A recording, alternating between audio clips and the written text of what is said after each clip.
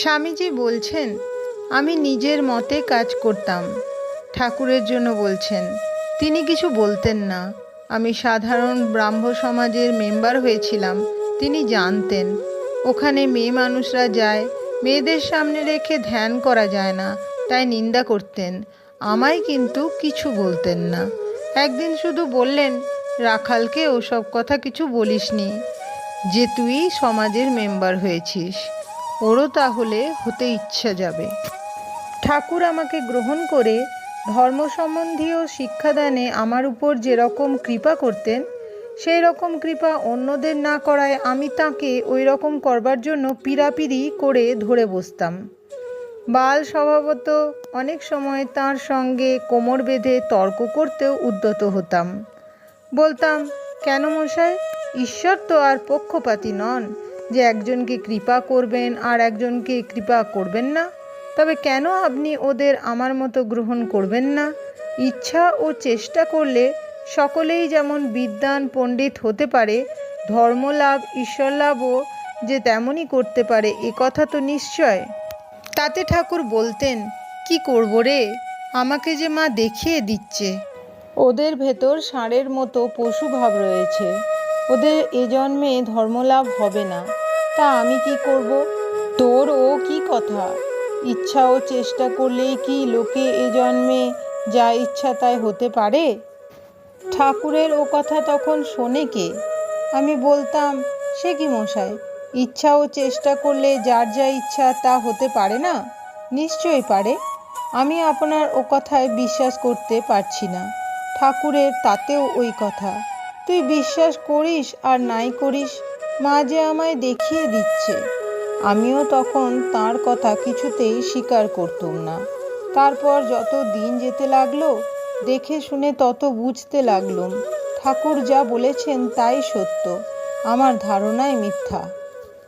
দক্ষিণেশ্বরে উপস্থিত হবামাত্র ঠাকুর অন্য সবাইকে যা পড়তে নিষেধ করতেন, সেই সব বই আমায় পড়তে দিতেন। অন্যান্য বইয়ের সঙ্গে তাঁর ঘরে একখানি অষ্টাবক্র সংহিতা ছিল। কেউ সেখানি বার করে পড়তে দেখতে পেলে ঠাকুর তাকে ওই বই পড়তে নিষেধ করে মুক্তি ও তাহার সাধন, ভগবদ্গীতা বা কোনো পুরাণ গ্রন্থ পড়বার জন্য দেখিয়ে দিতেন।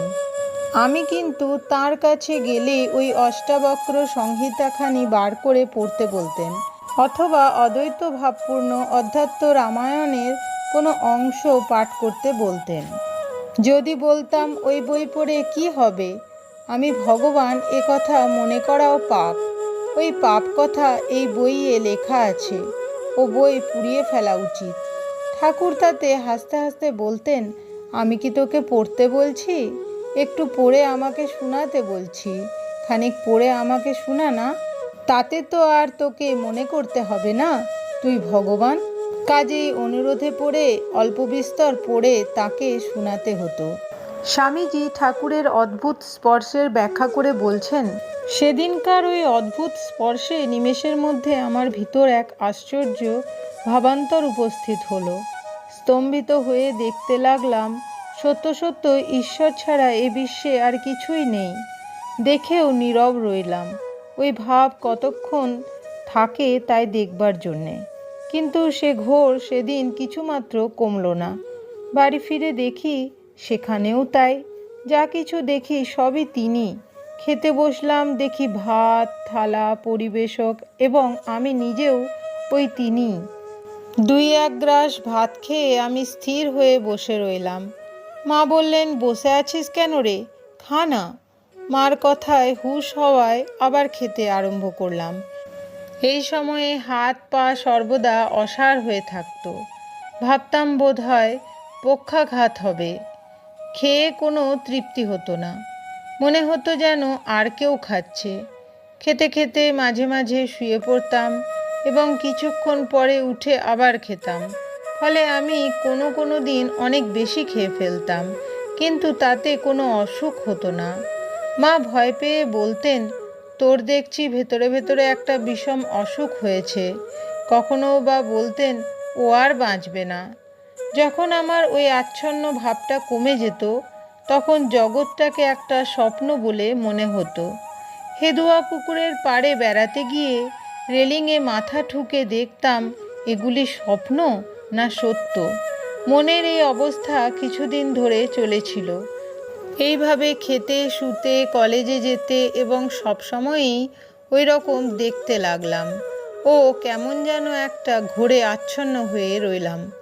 রাস্তায় চলেছি, গাড়ি আসছে দেখছি, কিন্তু সরবার প্রবৃত্তি হতো না। মনে হতো ওই গাড়ি ও আমি একই বস্তু।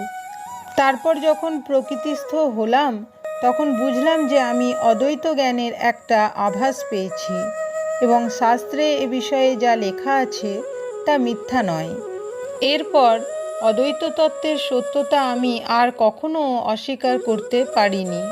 এই প্রথম আমি এমন একজনকে দেখলাম যিনি সাহস করে বলতে পারেন, আমি ঈশ্বর দেখেছি। ধর্ম সত্য, তা অনুভব করা যেতে পারে।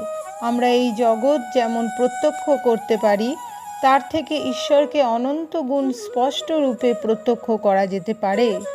দিনের পর দিন আমি এই মানুষটির কাছে যেতে লাগলাম। অবশ্য সব কথা আমি এখন বলতে পারি না, তবে এইটুকু বলতে পারি, ধর্ম যে দেওয়া যেতে পারে তা আমি বাস্তবিক প্রত্যক্ষ করলাম। একবার স্পর্শে, একবার দৃষ্টিতে একটা সমগ্র জীবন পরিবর্তিত হতে পারে। আমি এরকম বারবার হতে দেখেছি। বুদ্ধ, খ্রিস্ট, মহম্মদ ও প্রাচীনকালের বিভিন্ন মহাপুরুষের বিষয় পাঠ করেছিলাম। তাঁরা বললেন সুস্থ হও, আর সে ব্যক্তি সুস্থ হয়ে গেল। দেখলাম এটা সত্য। আর যখন আমি এই মানুষটিকে দেখলাম, আমার সব সন্দেহ দূর হয়ে গেল। ধর্ম দান করা সম্ভব। আর আমার আচার্যদেব বলতেন, জগতের অন্যান্য জিনিস যেমন দেওয়া নেওয়া যায়, ধর্ম তার থেকে আরও প্রত্যক্ষভাবে দেওয়া নেওয়া যেতে পারে। উচ্চতর শিক্ষা গ্রহণে অক্ষম জনসাধারণের কাছে তিনি নারদীয় ভক্তি প্রচার করতেন। সাধারণত তিনি দ্বৈতবাদই শিক্ষা দিতেন। অদ্বৈতবাদ শিক্ষা না দেওয়াই ছিল তাঁর নিয়ম। তবে তিনি আমাকে অদ্বৈতবাদ শিক্ষা দিয়েছিলেন। এর আগে আমি ছিলাম দ্বৈতবাদী।